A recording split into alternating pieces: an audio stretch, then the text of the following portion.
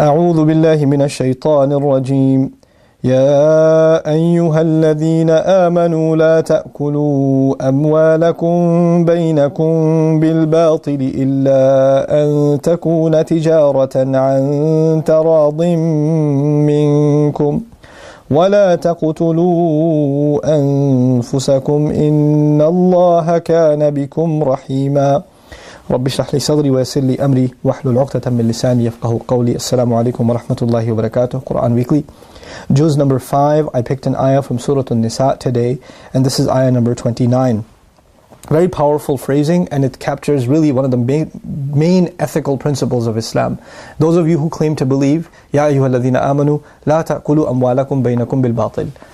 Don't consume each other's money using falsehood. Don't lie on your hours at your job when you have to punch in. Don't lie about it. Don't earn, when you're a consultant and you get paid a certain number of hours, to fill a job or by the hour, and you're just sitting having coffee and chilling or whatever, and you're getting paid for that, unless your employer knows that that's what you're doing. إِلَّا أَن تَكُونَ عَن تِجَارَةً عَن تَرَاضٍ مِّنكُم. Unless it's a trade that's happening, a business that's happening with mutual agreement among you. In other words, nobody can be 100% productive all the time. That's not humanly possible. So you might feel like, okay, I'm going to work 9 to 5, but I take a 40-minute break sometimes. I just sit there and talk sometimes. Is that okay? Well, if your employer knows that's what you do and it's acceptable to him, then it's okay because it's mutually agreed. إِلَّا أَن تَكُونَ تِجَارَةً عَن تَرَاضٍ مِّنكُم. Unless it's a trade, it's a business, that's mutually agreed upon. Other than that, don't scam people out of money. Don't overprice things. Don't overcharge for your services. If you're a mechanic, don't inflate your price because you're the only mechanic in like 10 miles. And this guy's got a transmission problem, might as well tell him his timing belt and his engine fluid and all this other stuff is messed up too, because what's he going to do?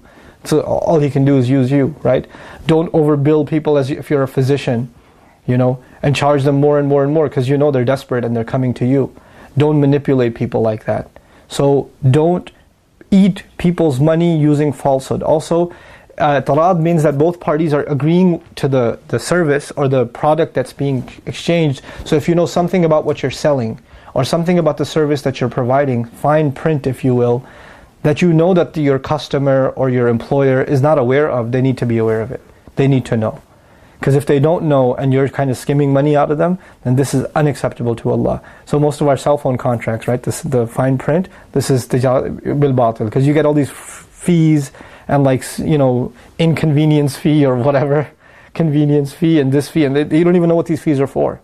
And you never agreed to them, but they're all tacked on there, and they have a 40-page fine print that you have to sign at the end, and they know you're not going to read that if you're a normal human being.